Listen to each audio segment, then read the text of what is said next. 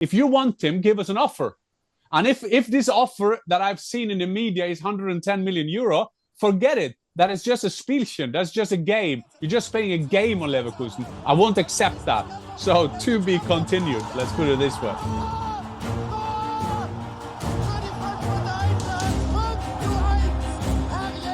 Hi and welcome to the Fussball channel. I'm your host Marcus Fjørtoft, and as always joined by co-host Jan Fjørtoft. Dad, welcome. Another week, another great Bundesliga round full of goals, full of everything. But give the audience a quick little update on your end. I've been at our cottage, Marcus. I've been cross-country skiing. I did for Viaplay the first half of the Eastern, and the second part I was off.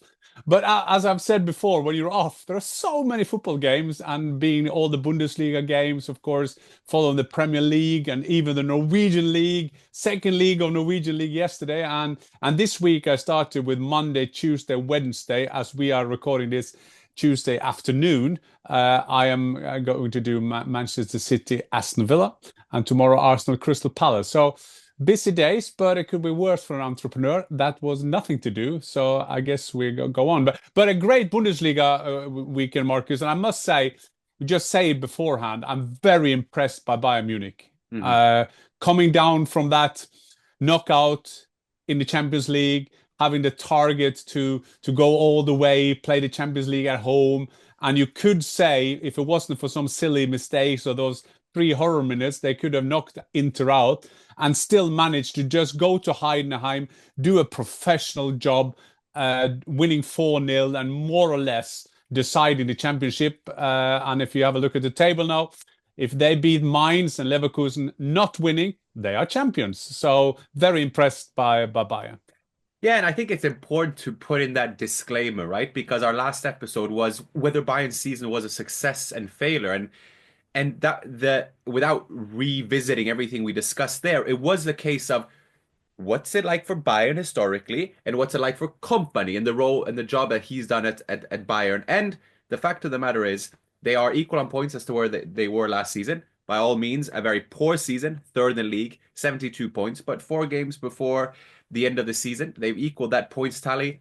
And the performance against Heidenheim, yes, Heidenheim are struggling. It was very reminiscent of old Bayern. You go away to Heidenheim and it's no nonsense. It's 4-0 and there's no doubt about it. And well, now it's all but Bayern's to lose. Everything looks secure enough, and that's all. We'll do a season recap, but all around it's fair. It's the deserved winner, and Leverkusen unfortunately have not put up the fight that maybe we hoped and maybe even expected.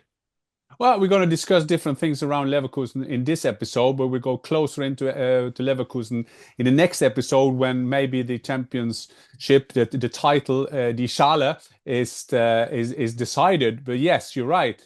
We have to go into Leverkusen as well. What happened to them? They were reigning champion. They won the double last season. But yeah, Bayern, what Kompany has done, he's kind of got them the daily bread, so to say, to win a title.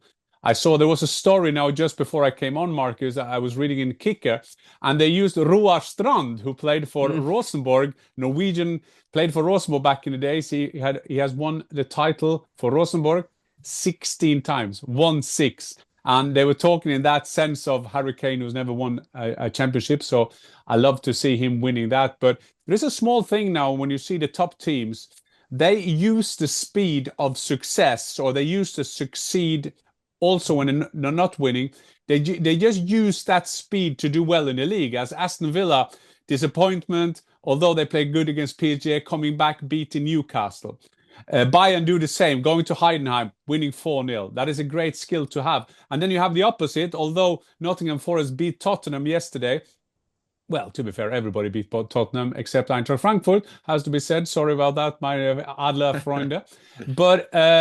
But then they were struggling. Same as Crystal Palace. They couldn't lose a football game. Then they're in the semi-final. They're playing this weekend in the FA Cup semi-final, and they haven't won since, losing high and all those kind of things. So that is a fantastic skill that these best teams have. They kind of use that speed and go to Heidenheim, desperate to get points, could go for a surprise kind of 1-0 kind of thing, and then they're losing 4-0. So that's very impressive.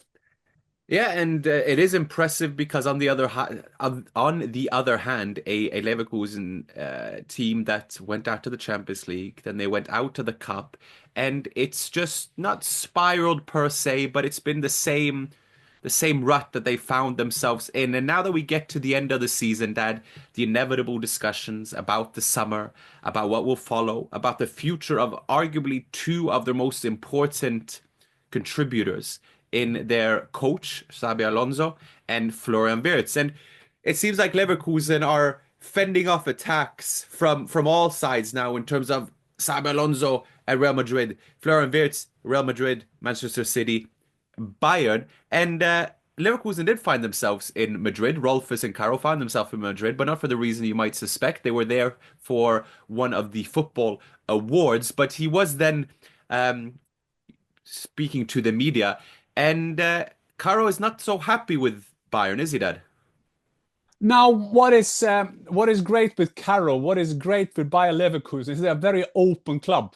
So they just say what they want to say. They are not playing so many games as we are used to in Germany. And as Carro is saying that, for example, he is doing now at Bayern and at Real Madrid. So Carro, I love Carro. As I realized that he was the son of the translator of Hans Krankl when he was at Barcelona. So he's Barcelona. But first of all, in terms of Alonso, what has happened since last time is, of course, that Real Madrid has been knocked out. So it's very likely that Ancelotti will leave the club, will leave Real Madrid, maybe be Brazilian coach, what do I know? But the main candidate is then Alonso. So what is Carro saying? Carro is saying the following. Okay, we have a gentleman's agreement with Alonso.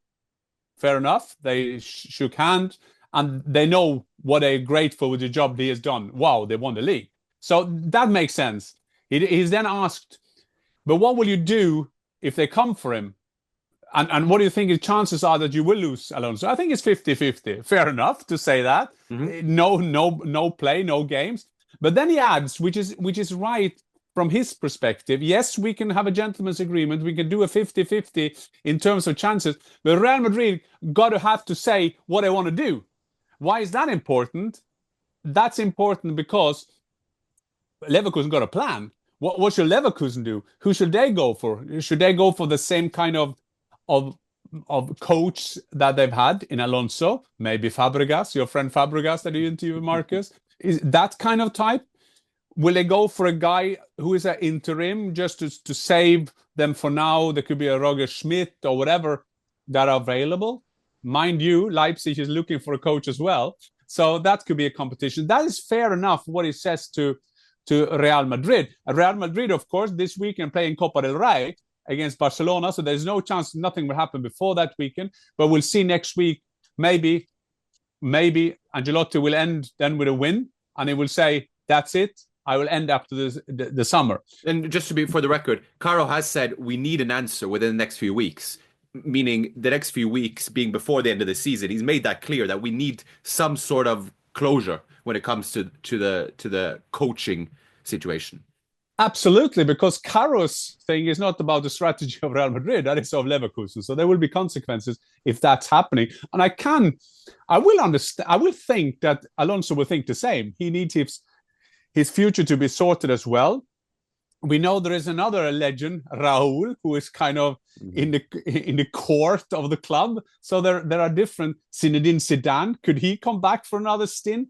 And so on and so on. Then Carro is not only busy with that. Then it's the Florian Wirtz story.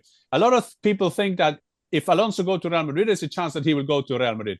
Fine. Then you have Manchester City. Manchester City desperate to make the new team, the new ideas, new fresh legs.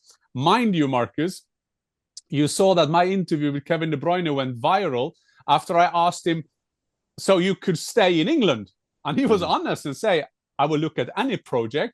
And then this week, I knew it halfway, but I didn't know it enough to go after him. And maybe I shouldn't, but I knew it halfway. He said he didn't get an offer from Manchester City. So he is a part of this new generation kind of thing. They want younger players. You saw that in the winter transfer window as well. So there is Manchester City desperate for that kind of player. They have the money. Why do they have the money? Because they have sold so many young players, so they're inside that financial fair play rule. And then, of course, you have Bayern. And Carlo hates this thing going on with Bayern. Mm-hmm. Remember, he had a go at Ebel. That is a marriage that won't be fixed. And give us a reminder as to why they went.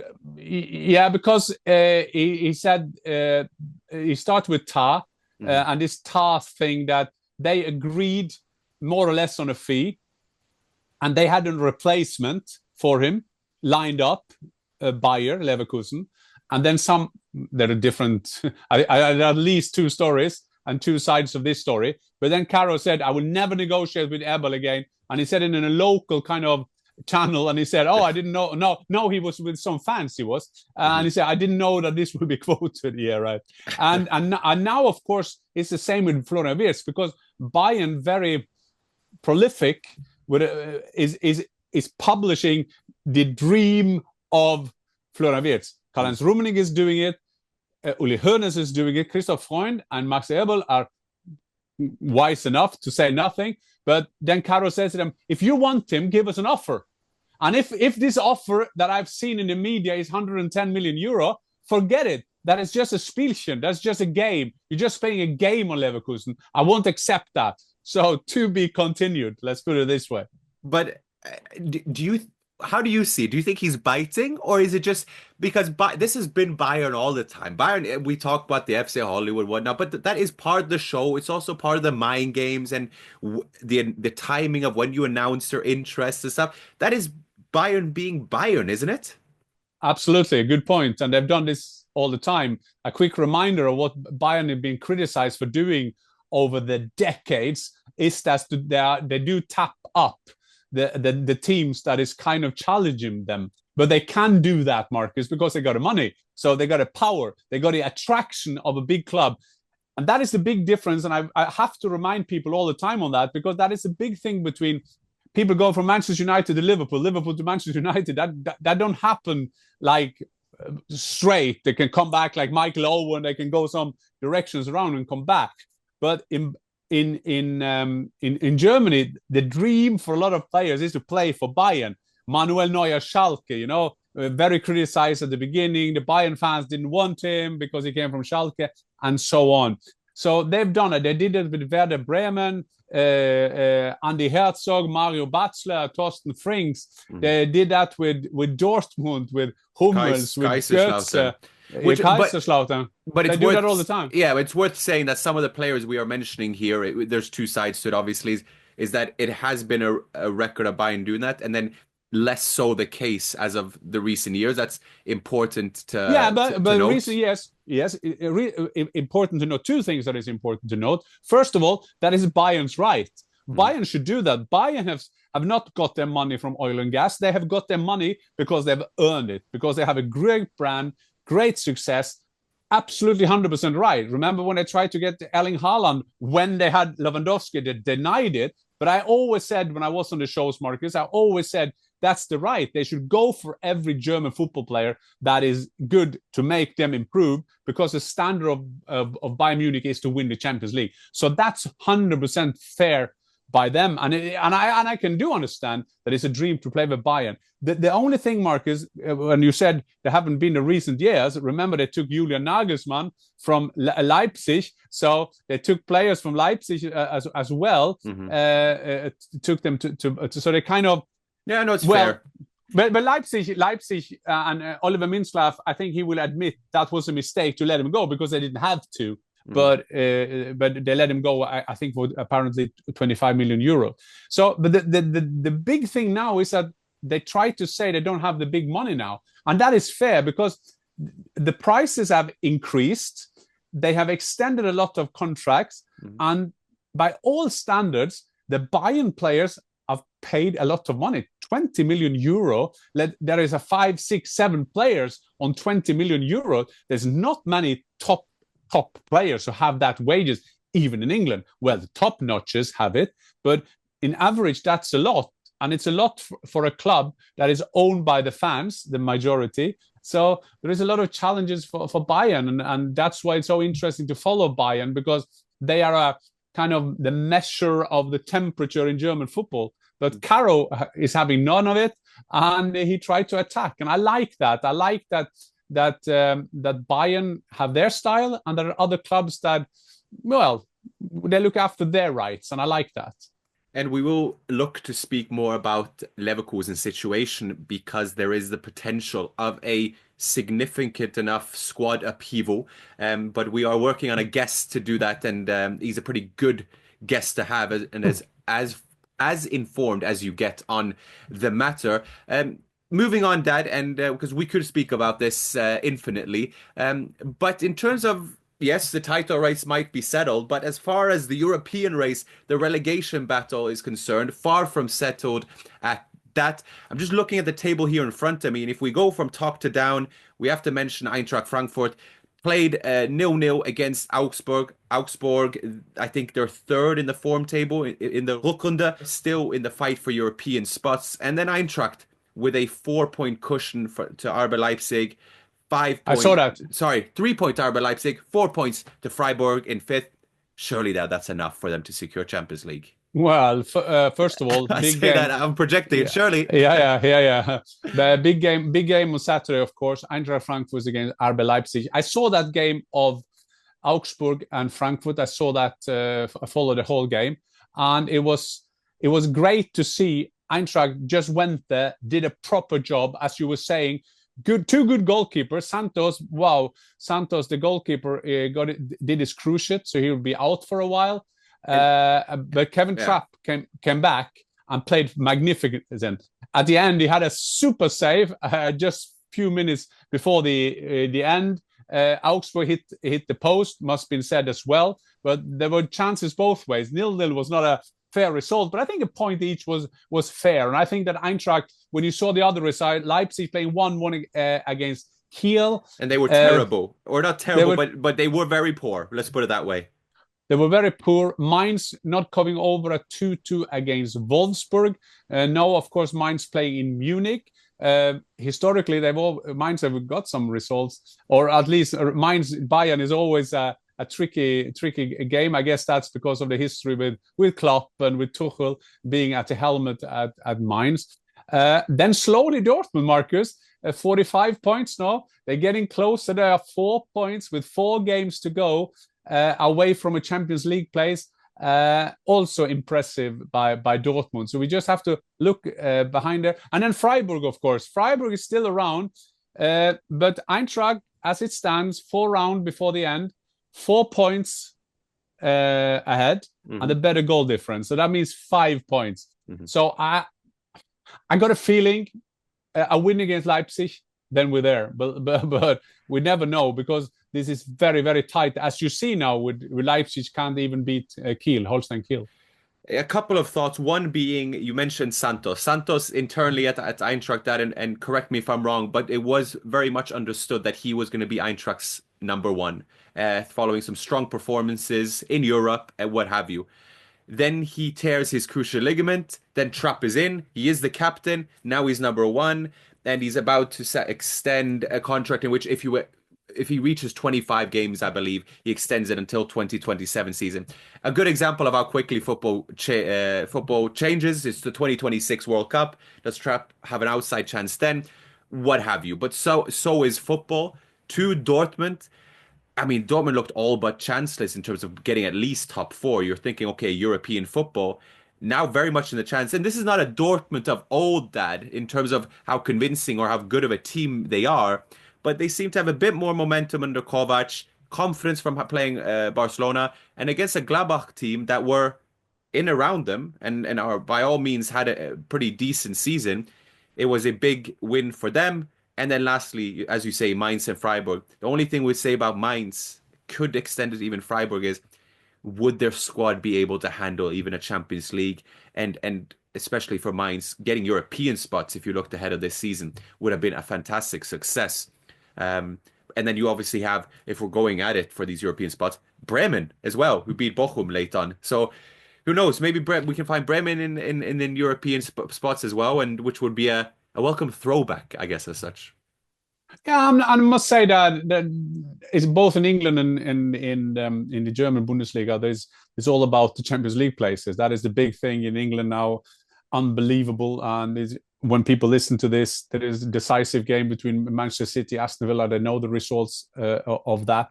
Nottingham Forest suddenly on sixth position, then they're winning at Tottenham after losing at home against Everton. So there's going to be a lot of things going on now. But I think that Eintracht Frankfurt, I was impressed by the solid performance they had after that disappointment against Tottenham, losing at home, of course. And then they go to Augsburg and do a proper good game. But if I may, Marcus, if we are, you're the host here, but if we go into land, I have to have the breaking news of Hamburger Sportsverein. Because it's funny, I discussed it with someone yesterday.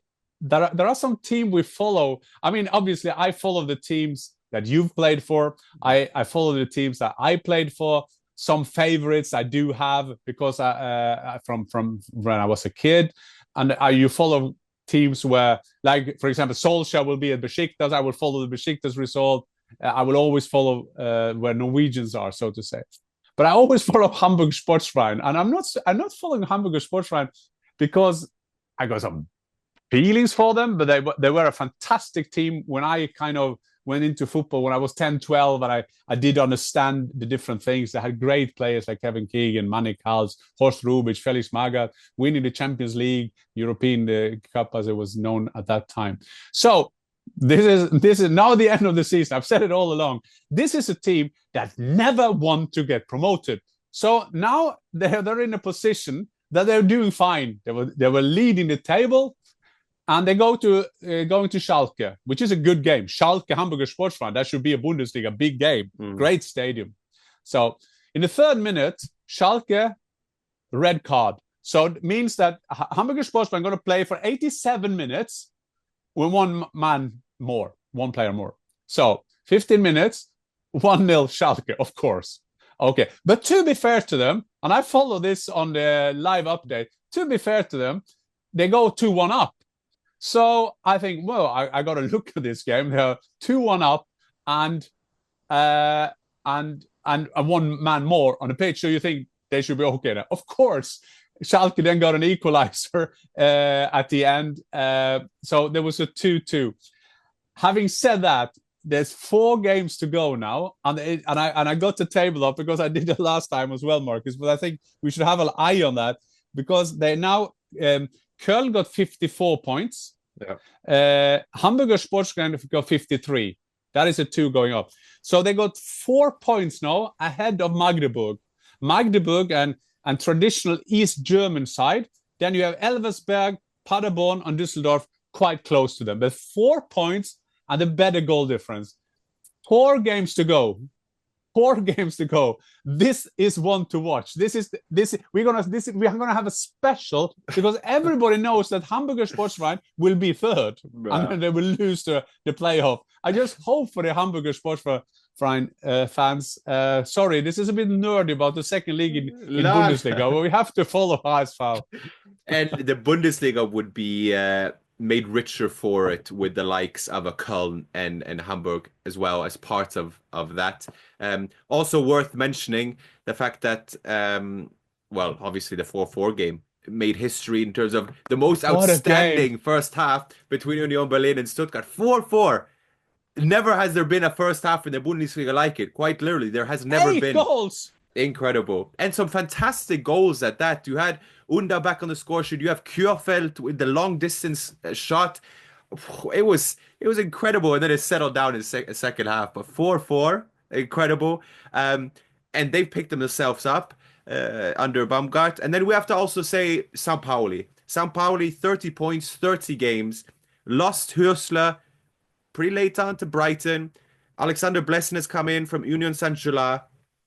They've been strong defensively, haven't had an out-and-out goal scorer as such, but solely picked form and done very well to the point in which they're now all but safe as well. So Yeah, fair play to St. Pauli, and with a principled fan base as well. To have them in the Bundesliga after a while is great to see. And that obviously in the bottom three, then it does leave Holstein Kiel on 19 points, Bochum on 20, and Heidenheim on 22. And at this point, in terms of how the results are going, the performances are going, who knows? Maybe it's Holstein Kiel who are able to get themselves onto that relegation playoff. And to add to your story about St. Pauli is a little brother of Hamburger Sportverein. And Holstein Kiel is the little brother. Makes it even worse for HSV to be in the second league. This is a quick reminder of our big club Hamburger Sportverein is. So, Marcus, I remember your first game you played in your life. Remember Küttel, who played he played at Hamburger Sportverein. He was the same there. He was frustrated about that. He's gone now, but there's some good players. I watched the game. There was a good football game, but of course, at the end they kind of got it. So I'm all stuck up in Hamburger Sportverein now, as you do. But Marcus, we'll see them back, and hopefully we'll see them at least in the playoff game. Because the third last. Exactly, but we're getting out to that stage of the season where it is for us as outsiders, as watching in, it's just a crazy part of the season, and that is, yes, it's the Bundesliga, it's the League 2, League 1 playoffs, it's the National League. Everything's just so frantic, chaotic, and also worth noting is, yes, on paper, Hamburg should get up, or whoever should win, or say, but these are humans, right? We've played the game. You are carried by the emotion, for better or worse. And so when you have a bottom of the table against top of the table, they live their own lives. It's not the same as if they were to play against each other in October or November. And it's not even a cliche, because you know that every game is so decisive. Because if you, like you're saying, if you lose one 30th of September, you have months to kind of recover. You can't do that anymore. And just another reminder why I was a part of that situation. This is the stage where we were hopeless with Eintracht Frankfurt back in 1999. We were so gone. There was no chance that we're going to win. And we had a fixture list of Werder Bremen away, which had a great team, Dortmund at home, Schalke away, who had a great team, and Kaiserslautern, who was running for Champions League with Otto Rehagel. And everybody said we had a worst fixture list in the history of football. We won in Werder Bremen, we won against Dortmund, we won in Schalke, and we won 5-1 against Kaiserslautern. And we had 12 points at the end, and we miraculously saved ourselves. So these hopes are always there for the teams. And it's about this time that you need a kind of run. The runs you got now is fantastic, because if you win or take 9 of the last point, then you can kind of jump from a relegation position. You can get into Europe and so on. So now it's all about getting the runs. And I discussed that in the studio yesterday, because everybody said, well, Nottingham Forest got an easier fixture. But first of all, then means that Nottingham Forest got to make the game, because it's better for them to do the counterattacks. And secondly, you just have that feeling that you have to win, and that makes something of it. So, a lot to speak about, Marcus. But watch out for Hamburger Sportverein.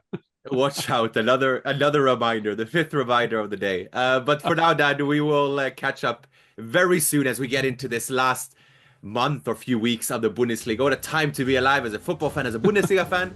But for now, auf Wiedersehen. Auf Wiedersehen.